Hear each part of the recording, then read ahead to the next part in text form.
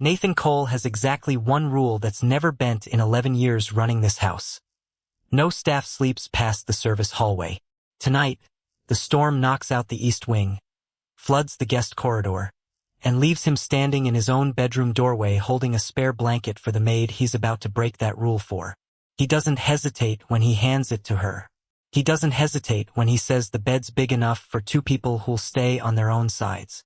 He definitely doesn't expect that by morning. Staying on his own side is going to be the hardest thing he's done all year. Ruby Simmons stands in his doorway soaked to the knees, staring at the one bed in the one room with working heat left in the entire east wing, and thinks, this is either the worst night of my job or the beginning of losing it entirely. She's about to find out it's both. The storm hits Cole Manor at 9 p.m. on a Tuesday nobody saw coming, dropping 4 inches of rain in under an hour and knocking a 100-year-old oak straight through the roof of the East Wing guest corridor. By 9:40, water is running down the hallway walls in sheets, and every guest room on that side of the house is unlivable. Ruby's room is one of them. She's been on staff at Cole Manor for 8 months, hired to manage housekeeping for a man the rest of the household staff talk about in careful, lowered voices.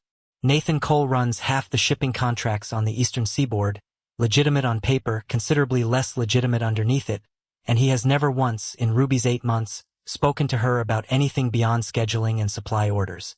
She's fine with that. She likes the predictability of it. She likes that in a house full of armed men who watch every hallway like it might turn hostile. Nathan Cole has never once looked at her like she was anything other than furniture that happened to clean well. Which is why, standing dripping in his bedroom doorway at 10 p.m., blanket in his outstretched hand, she has absolutely no idea what to do with the way he's looking at her now. Every other room's flooded, Nathan says, his voice carrying none of the coldness she's used to hearing him use on his security team. Marco's checked. The only dry room left with working heat is this one. I can sleep in the kitchen, Ruby says immediately. By the ovens. It's fine, Mr. Cole, really. You'll get sick sleeping on tile in wet clothes. He says it like a fact, not an argument, the same tone he uses when he tells his men where to stand. The bed's large enough. You take that side. I'll take this one. We survived one night. Ruby stares at him, water still dripping off her sleeve onto his hardwood floor, and searches his face for the joke. She doesn't find one. You have a rule, she says slowly. No staff past the service hallway. I've heard Marco mention it. Practically a commandment around here. Something flickers across Nathan's expression. Gone before she can name it. I'm aware, he says. Get out of those wet clothes before you catch pneumonia, Ruby. I'll find you something dry. Ruby believes this is simply a practical, temporary arrangement forced by bad weather.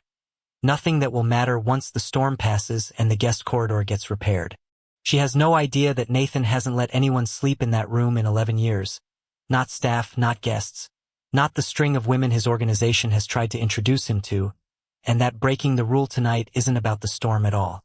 She changes in his bathroom, wearing a t-shirt he's left folded outside the door, soft and worn and smelling faintly of cedar. When she comes back out, Nathan's already sitting on the far edge of the bed, still fully dressed. A book open in his lap that she suspects he isn't actually reading. You don't have to stay up, Ruby says, hovering awkwardly near the door. I can take the chair.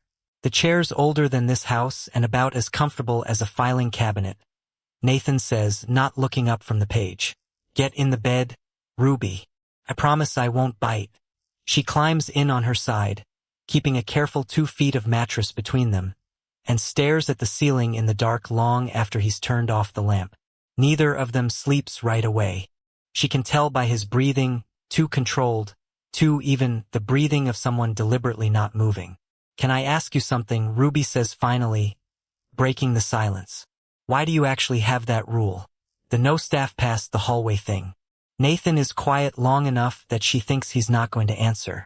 My mother used to let household staff sleep wherever they needed to, during storms, during hard nights, he says eventually. She trusted people easily. My father's rivals used that trust to plant someone in this house who nearly got her killed. I built the rule the year I took over, and I've never once questioned it since. Until tonight.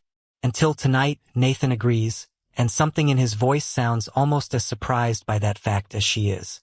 Ruby turns her head on the pillow, studying his profile in the dim light bleeding through the curtains.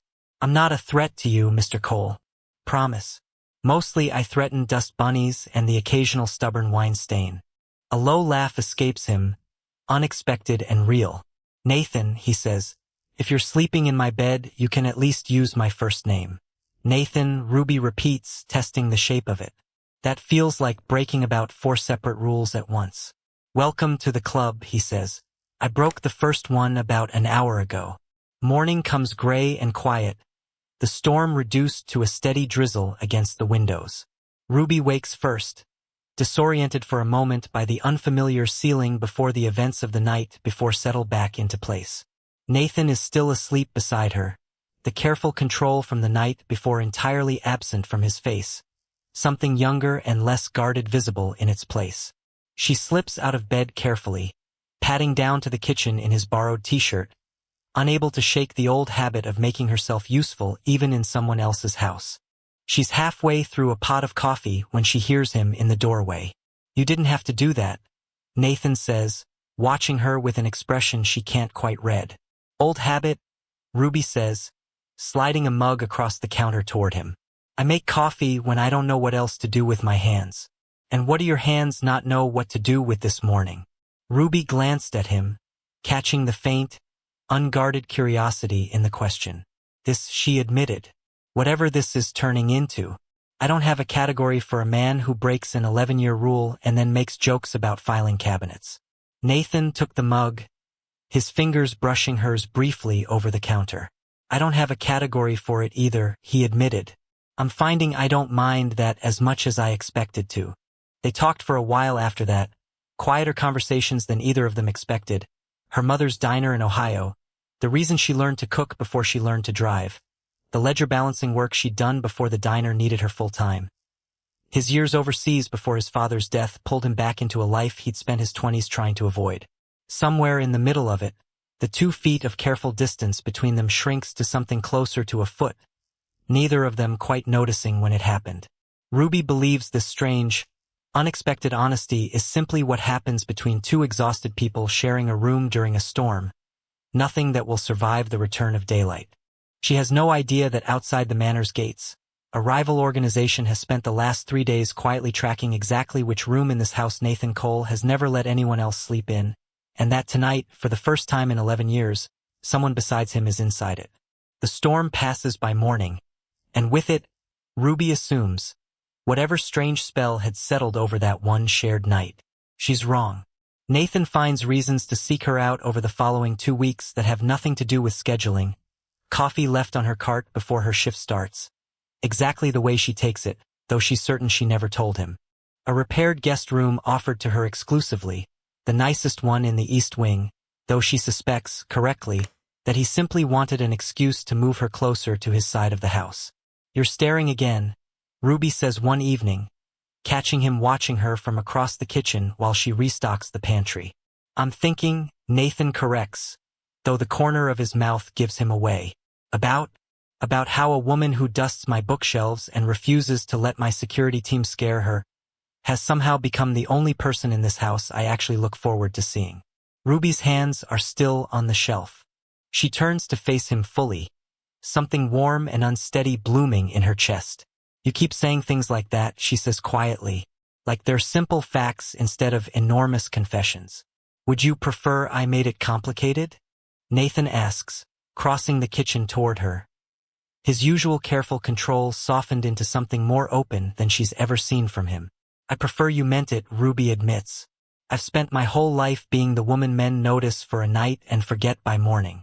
I don't have room in my life for another version of that.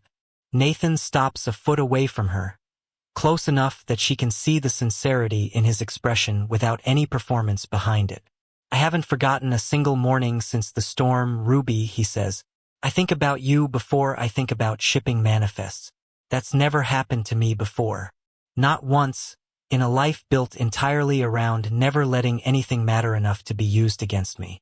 That evening, Nathan finds her in the small garden behind the kitchen, kneeling in the dirt with gardening gloves 2 sizes too large, wrestling a stubborn rose bush that had clearly given up on living years before her arrival. This wasn't in your job description, he observed, leaning against the garden wall. Nothing about this job has been in the job description lately, Ruby said, not looking up from the roots she was carefully untangling. Your gardener quit last spring. Nobody's touched this since. Seemed like a shame to let it die when it clearly still wanted to try.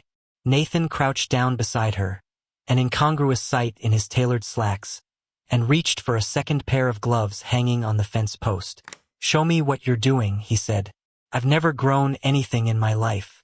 My mother used to say I had a gift for building empires and killing houseplants in equal measure. Ruby glanced at him, surprised, then handed him a trowel. Careful with the roots, she said. They're more resilient than they look, but only if you're patient with them. They worked in comfortable silence for the better part of an hour, dirt under both their fingernails, Nathan asking careful, genuine questions about soil and pruning that had nothing to do with business and everything to do with simply wanting to stay in that garden a little longer. When the rose bush finally stood upright again, secured and watered, Ruby sat back on her heels, smiling at the small, stubborn victory. It might not survive, she admitted, but it's got a better chance now than it did an hour ago. Nathan looked at her, dirt smudged across her cheek, something unguarded and warm in his expression. That seems to be a pattern with you, he said quietly, giving things a better chance than they had before you showed up. Before she could respond, his phone buzzed against the counter, an encrypted number flashing across the screen. His expression shifts instantly, the warmth replaced by something sharper, more alert. Marco, he says, answering. He listens for a long moment, his jaw tightening progressively with every second. When he finally hangs up, his face has gone entirely cold. What's wrong, Ruby asks. The Kessler organization, Nathan says grimly. They've had surveillance on this house for 3 days. Marco just found the footage. They know exactly which room I've been sleeping in since the storm, Ruby. And they know you've been sleeping in it too. Ruby believes the surveillance is simply another business threat, the kind of danger she's heard whispered about since her first week on staff. She has no idea the Kessler family has already decided that Nathan Cole's sudden, uncharacteristic attachment to his household staff is the single most exploitable weakness they've found in 11 years of trying to break his organization. The threat becomes concrete 3 days later, when Ruby's brother calls in a panic from Ohio, his voice shaking with a fear she's never heard from him before. 2 men had shown up at their mother's diner asking questions about Ruby, about her employer, about exactly how much Nathan Cole valued the woman who cleaned his house. Nathan's expression when she relays the call is colder than she's ever seen it, a controlled fury that makes the room feel smaller around him. They're not going to touch your family, he says, already reaching for his phone. I'm sending protection to Ohio within the hour. This is because of me, Ruby says, guilt tightening her chest. Because I stayed in that room. Because I let myself believe this could be something simple. This is because Elias Kessler has spent 11 years looking for a crack in my organization and finally found one. Nathan corrects firmly, closing the distance between them. That crack isn't your fault, Ruby. It's the fact that I finally let someone matter enough to become one. What do we do? Nathan's expression hardened into the calculating stillness she recognized from his business calls, the version of him built for exactly this kind of danger. He spent the following 2 days coordinating quietly with his security team, and Ruby found herself unable to simply wait on the sidelines, pulling every financial document Nathan's people had gathered on the Kessler organization and spreading them across his study table late into the night. He found her there past midnight on the second night, surrounded by spreadsheets, her eyes red-rimmed with exhaustion but sharp with focus. You should be resting, Nathan said, though he made no move to stop her. So should you. She gestured to the papers scattered across the table. Elias Kessler's organization has a shipping contract discrepancy going back 14 months. Small amounts, but consistent. I think he's been skimming from his own investors. Nathan studied the numbers she'd circled, something sharpening in his expression. You found that in 2 days. I balance ledgers for a living, Ruby said. Or I did, before the diner needed me full-time and I ended up cleaning floors for a Mafia boss instead. Turns out the skill still works. Nathan looked at her for a long moment, something between admiration and disbelief crossing his features. We stop reacting to Kessler's threats, he said finally, and we make certain he understands precisely what happens to men who go after my family instead of me directly.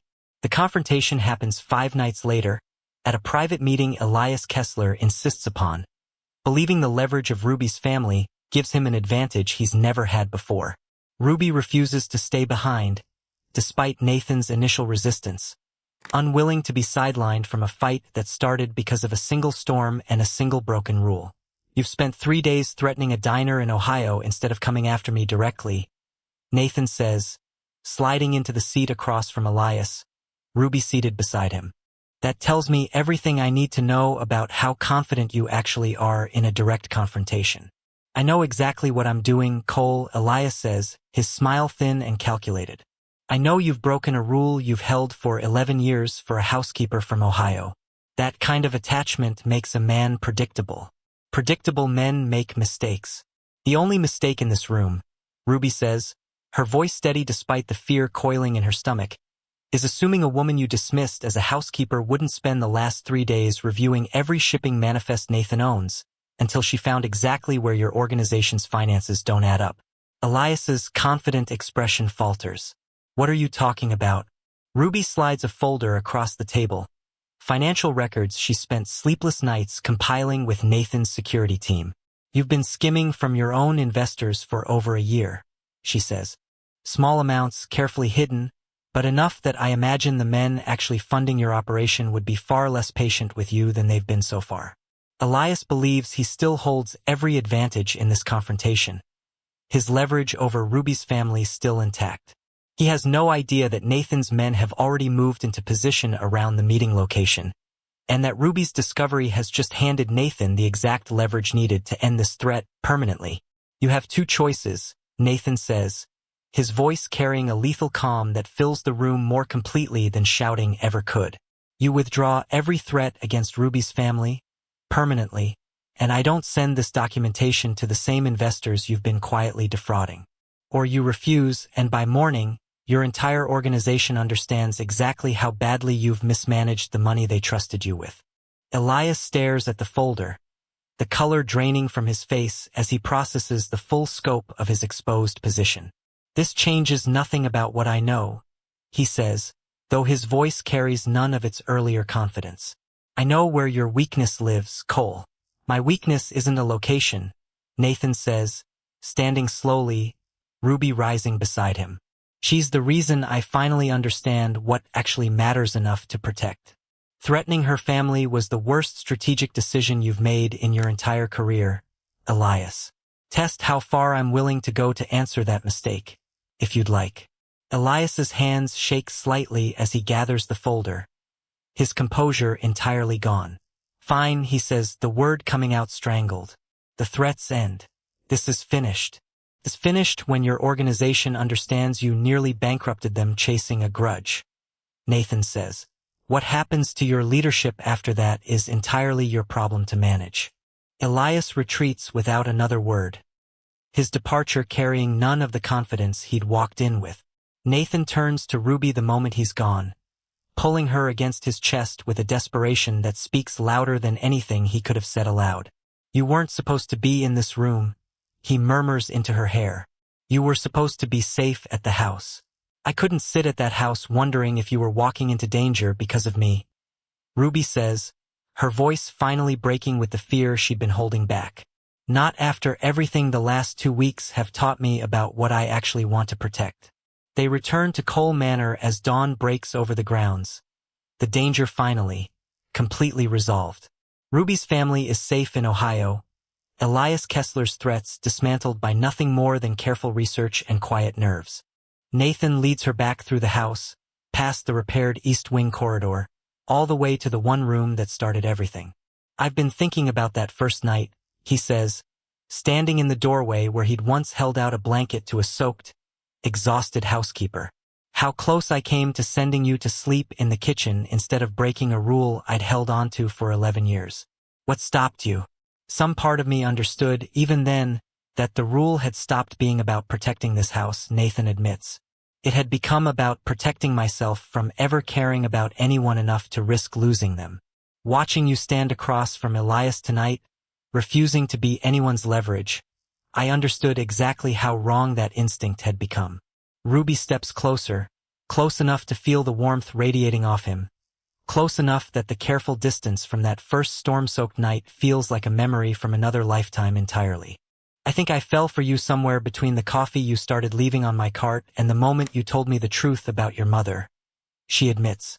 I just didn't want to say it out loud until I understood what I was actually agreeing to. And now? Nathan asks. Now I understand completely, Ruby says, and I'm still here. Nathan laughs softly, disbelief and relief tangled together in the sound. For the record, he says, the rose bush survived. Rosa mentioned it this morning. First new bloom in 3 years. Ruby smiles, something warm settling in her chest at the small, unexpected detail. Some things just need someone patient enough to give them another chance, she says. I've noticed that about you, Nathan says, reaching for her hand. It's a dangerous habit to have around a man who spent 11 years convinced he wasn't worth the effort of patience.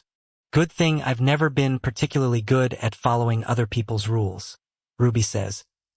He kisses her then, slow and certain, 2 weeks of careful restraint and one impossible storm finally settling into something neither of them intends to let go of again. Behind them, the room that once held nothing but 11 years of careful isolation now holds something else entirely. The quiet, unremarkable beginning of a life neither of them had expected to find in the middle of a single broken rule. Some rules exist to keep us safe. Others exist simply to keep us alone. And it takes something as small and ordinary as a storm to finally show us the difference. Nathan Cole spent 11 years believing distance was the only thing standing between him and the kind of loss he'd never survive. What he found instead was a woman brave enough to fold his laundry, challenge his silence, and stand beside him when the danger finally arrived at his door. I want to know something honest from you. Have you ever had one ordinary night completely rearrange what you thought your life was supposed to look like? Tell me about it below. I read every single comment, and I have a feeling some of your stories start exactly the way this one did.